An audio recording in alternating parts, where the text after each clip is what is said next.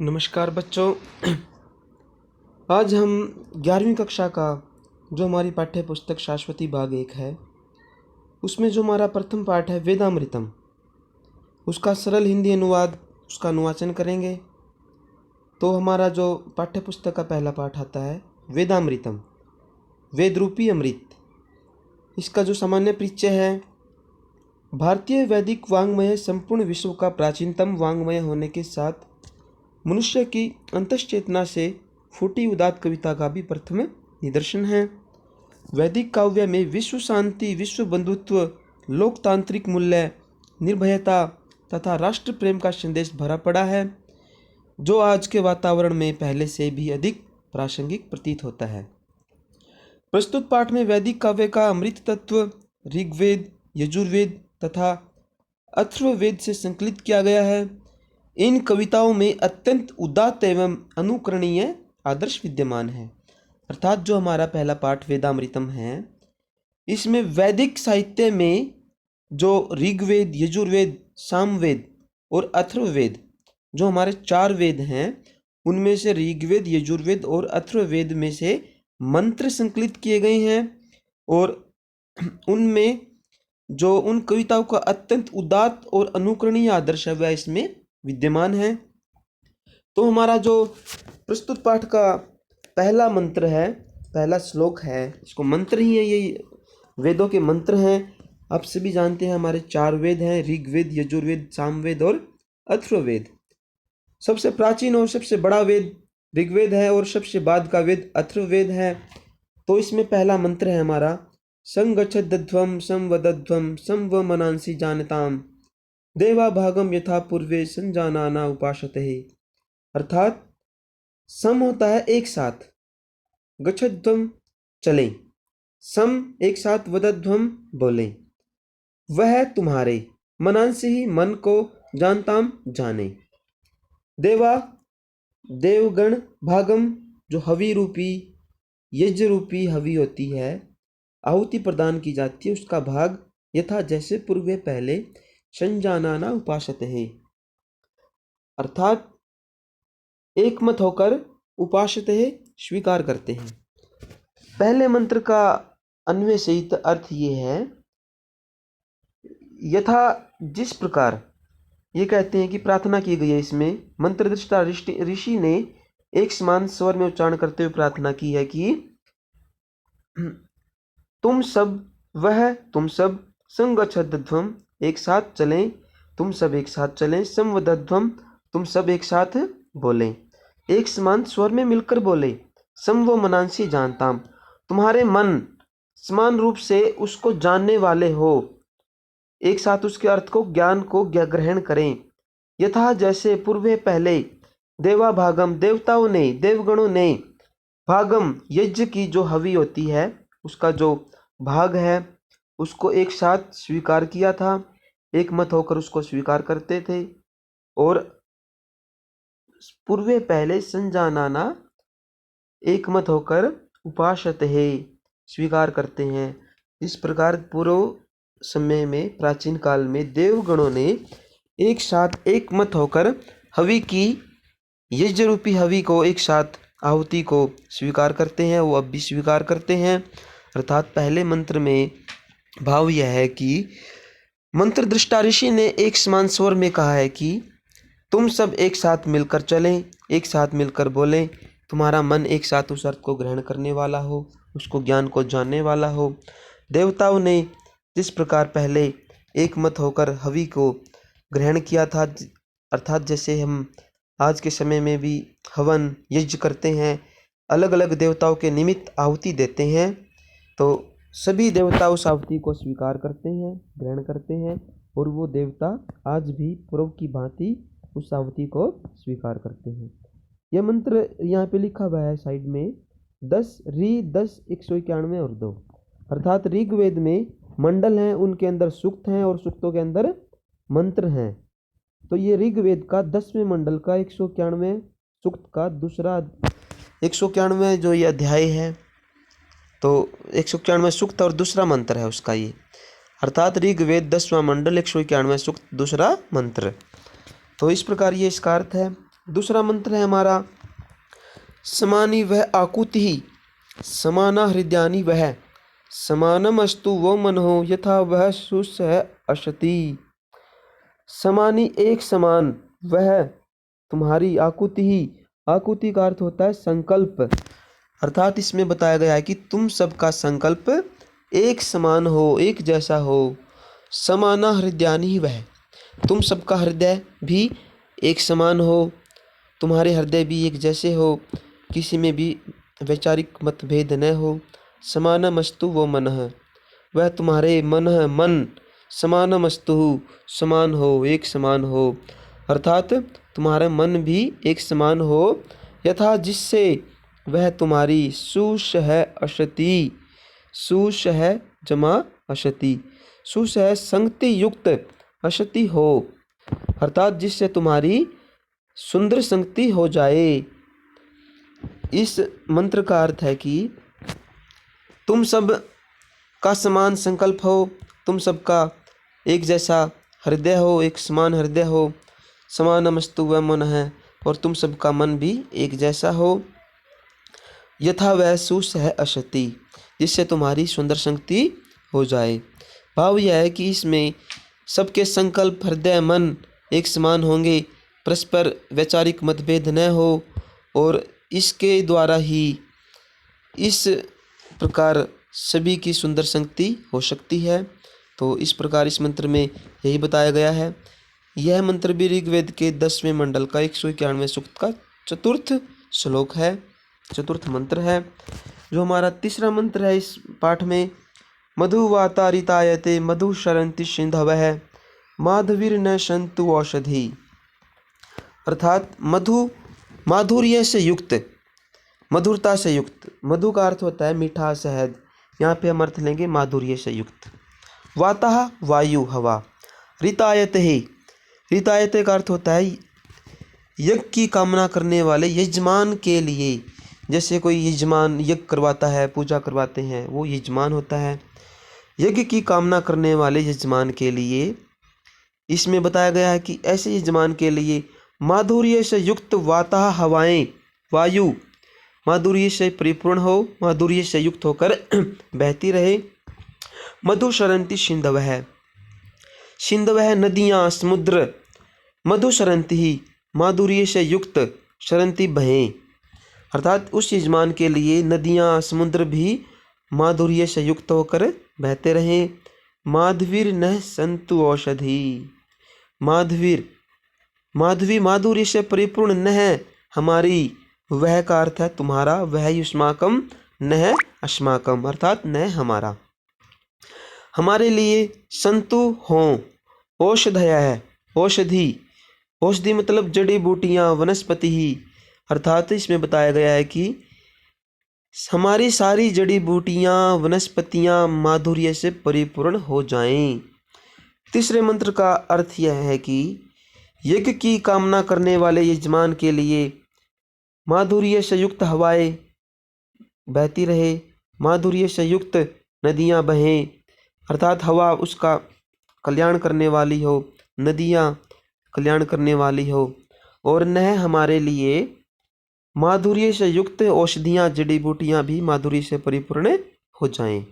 तो इस प्रकार तीसरे मंत्र में यही बताया गया है कि यज्ञ करने वाले यजमान के लिए मधुरता का संचार हो, और नदियाँ व औषधियाँ भी हमारे लिए माधुर्य का संचार करें। माधुर्य का अर्थ है कि भी सब कल्याण हो, सभी का भलाई हो, किसी के लिए भी अहित न हो। यह मंत्र ऋग्वेद के 10वें मंडल का 90 सूक्त का सातवां मंत्र है। पहले ऋग्वेद 197 अर्थात पहले मंडल का 90 सूक्त का 7वां मंत्र है।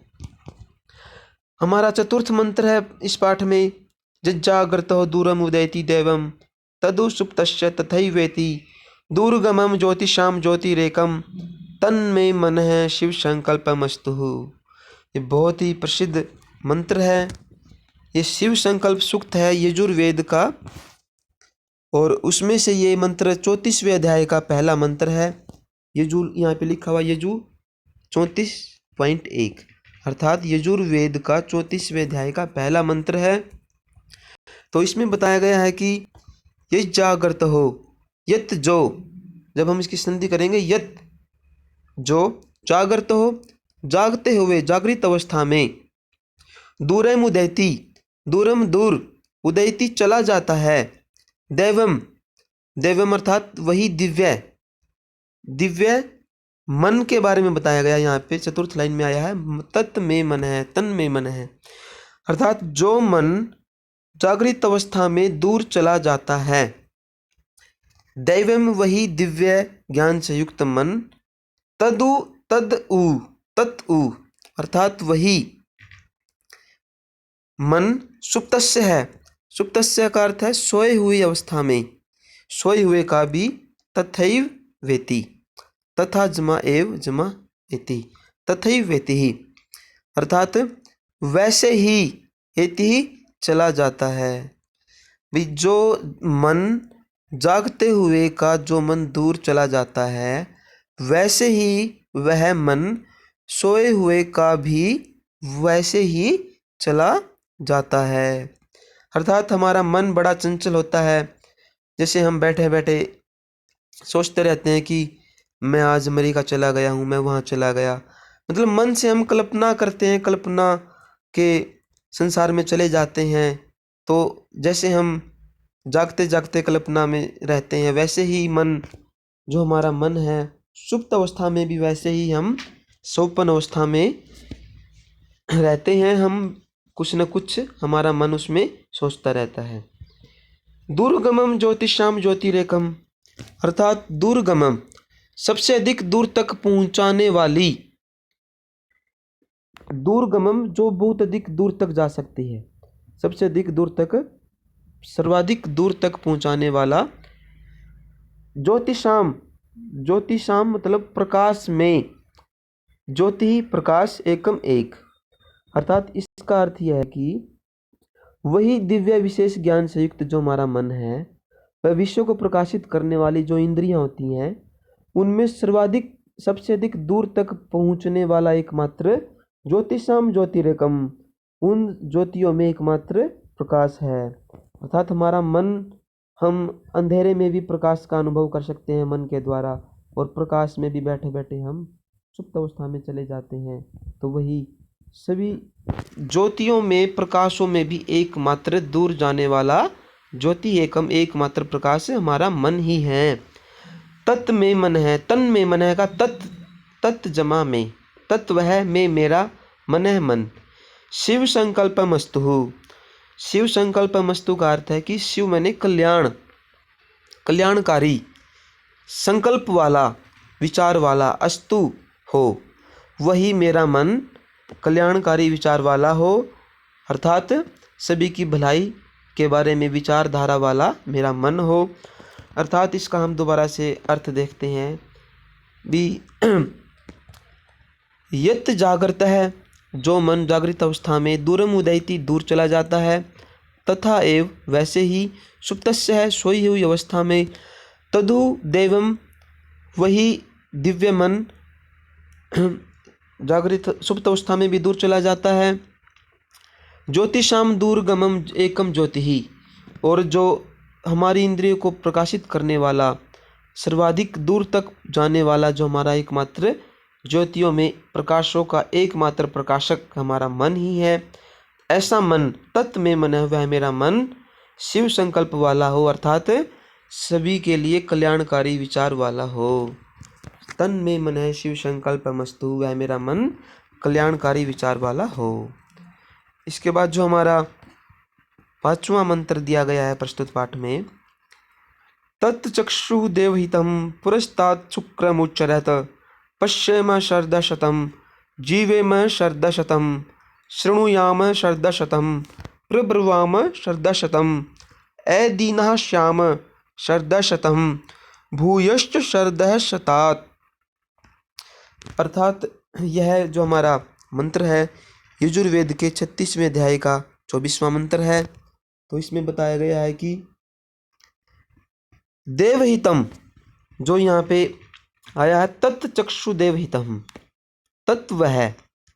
चक्षु का अर्थ होता है नेत्र, आँखें, लेकिन यहाँ पर इस मंत्र में हम चक्षु का अर्थ सूर्य ग्रहण करेंगे। सूर्य तत्व है, चक्षु मतलब सूर्य। देवहितम, देवहितम देवताओं के द्वारा स्थापित, देवताओं के द्वारा स्थापित वह दिव्य नेत्र रूपी सूर्य पुरस्तात पूर्व दिशा में, अर्थात पुरस्तात का मतलब है पूर्व दिशा में उच्चरत उदित हुआ है। शुक्रम, यहाँ पे आया शुक्रम, शुक्रम का अर्थ है चमकीला, दिव्य, दिव्य मतलब अलौकिक, चमकने वाला।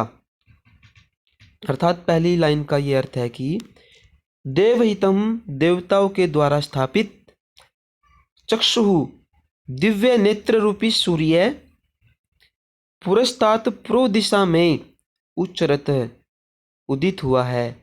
देवताओं द्वारा स्थापित दिव्य नेत्र रूपी सूर्य पूर्व दिशा में उदित हुआ है, इसलिए सूर्य भगवान से प्रार्थना की गई है, हे सूर्य देव हम आपकी कृपा से पश्चिम श्रद्धा शतम, पश्चिम देखें, कल्याण देखें, सब कुछ अच्छा देखें। श्रद्धा है 100 वर्ष, शतः है श्रद्धा शतम, श्रद्धा है होता है वर्ष, शतम 100, अर्थात 100 वर्षों तक हम देखें। जीवेम श्रद्धा शतम, जीवेम जीवित रहें, श्रद्धा शतम 100 वर्षों तक, 100 वर्षों तक हम जीवित रहें। शृणुयाम श्रद्धा शतम, 100 वर्षों तक ही हम शृणुयाम सुने, हम सब सुने, 100 वर्षों तक हम सुने। पर ब्रुवामः श्रद्धा शतम, पर ब्रुवामः बोलें, पर ब्रुवामः का अर्थ है बोलें, श्रद्धा शतम 100 वर्ष तक। पश्चिम श्रद्धा शतम 100 वर्ष तक हम देखें, 100 वर्ष तक हम जिए, 100 वर्ष तक हम शृणुयाम सुने, 100 वर्ष तक हम पर ब्रुवामः बोलें। अदीनः श्याम श्रद्धा शतम, अदीनः, अदीनः का अर्थ है दीनता से रहित, दीनता से रहित मतलब हम कोई दीन न हो, कोई भी गरीब न हो, कोई भी बीमार न हो। अदीनता से रहित मतलब दीनता से रहित रहें, अर्थात हम स्वस्थ रहें, खुश रहें। श्याम है हों, हम रहें। श्रद्धा शतम 100 वर्षों तक, 100 वर्षों तक हम दीनता से रहित होकर स्वस्थ रहें। भूयश्च श्रद्धा शतात, भूयः जमा च, भूयः उससे भी अधिक, और मतलब इन 100 वर्षों के बाद भी, 100 वर्षों के पश्चात भी, जो बाद वाला समय उसके बाद भी, श्रद्धा शतात उन 100 वर्षों के पश्चात भी हमारी यही स्थिति बनी रहे, हम ऐसे ही देखते रहें, सुनते रहें, बोलते रहें और दीनता से रहित रहें। अर्थात इसको हम दोबारा से एक बार अर्थ देखते हैं। देवताओं के द्वारा स्थापित वह दिव्य ज्ञान से युक्त दिव्य नेत्र रूपी सूर्य पूर्व दिशा में उदित हुआ है, इसलिए सूर्य देव से प्रार्थना की गई है, हे सूर्य देव आपकी कृपा से हम 100 वर्षों तक देखें, 100 वर्षों तक जीवित रहें, 100 वर्षों तक सुने, 100 वर्षों तक बोलते रहें और दीनता से रहित होकर हम स्वस्थ रहें 100 वर्षों तक, और उन 100 वर्षों के पश्चात भी हमारी यही स्थिति, हम ऐसे ही स्वस्थ खुशहाल बने रहें। ये मंत्र यजुर्वेद के 36वें अध्याय का 24वां मंत्र है। इसमें यही कामना की गई कि हे सूर्य भाई आपके द्वारा दिन रात का निर्माण होता है और आपके तेजस्विता से परिपूर्ण होने के कारण आप पूर्व दिशा में उदित होते हुए हमारे लिए कल्याण करें और हम स्वस्थ रहें और 100 वर्षों तक जीवित रहें। इस पाठ का जो हमारा अंतिम मंत्र है ये बहुत महत्वपूर्ण मंत्र है। एक अथर्ववेद जो हमारा अंतिम वेद है उसमें पृथ्वी सूक्त है। ये पृथ्वी सूक्त का 12-1-45 अर्थात पृथ्वी सूक्त के 12वें मंडल का 45वां 12वें सूक्त, ये अथर्ववेद के पृथ्वी सूक्त के 12वें मंडल के पहले उसका अध्याय का 45वां मंत्र है।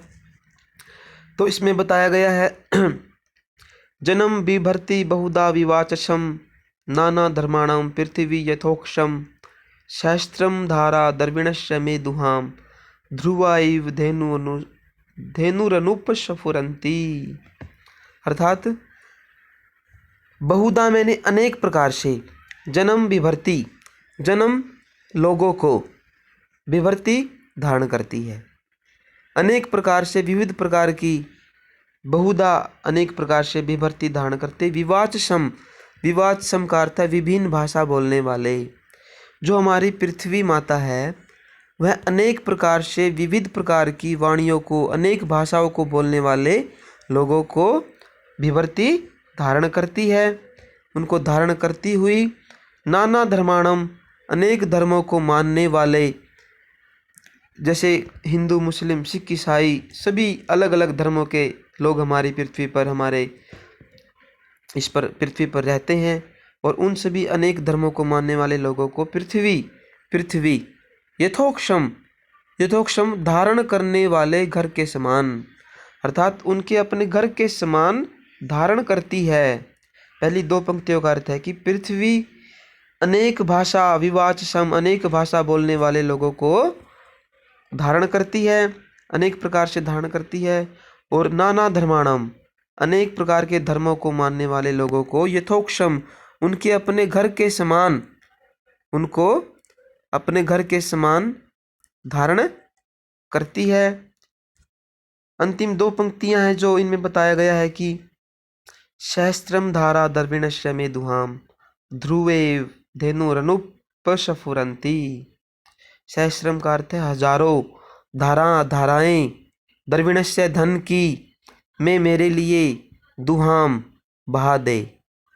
हे पृथ्वी, हमारे लिए, मेरे लिए धन की हजारों धाराएं, मतलब हजारों धन की वर्षा कर दे।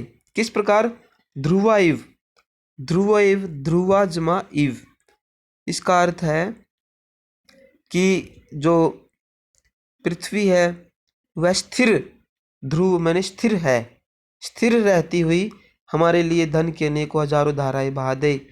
धेनुरनुपस्फुरन्ति, इसका अर्थ है कि धेनु गायें, अनुपस्फुरन्ति कंपन रहित, बिना किसी हलचल के।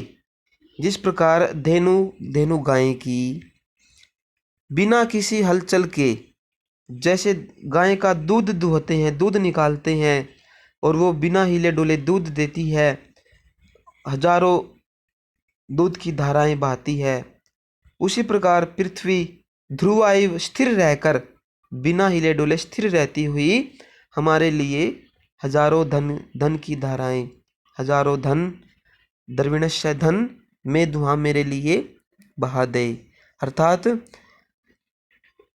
जिस प्रकार पृथ्वी स्थिर खड़ी हुई दुधारू गायें जिस प्रकार हजारों धाराओं से दूध दुहती है, उसी प्रकार यह पृथ्वी हमारे लिए धन की वर्षा करे।